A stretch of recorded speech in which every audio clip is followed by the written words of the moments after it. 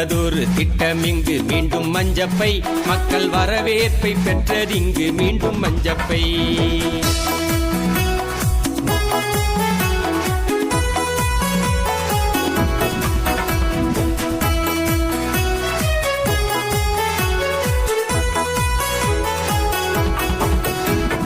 நிலத்தின் வளத்தை சிதைக்கிறது நீர்நிலை மாசு படுகின்றது நிலத்தின் வளத்தை சிதைக்கிறது நீர்நிலை மாசு படுகின்றது பற்பல நோய்கள் வருகின்றது இதன் பயன்பாடு நம்மை அழிக்கின்றது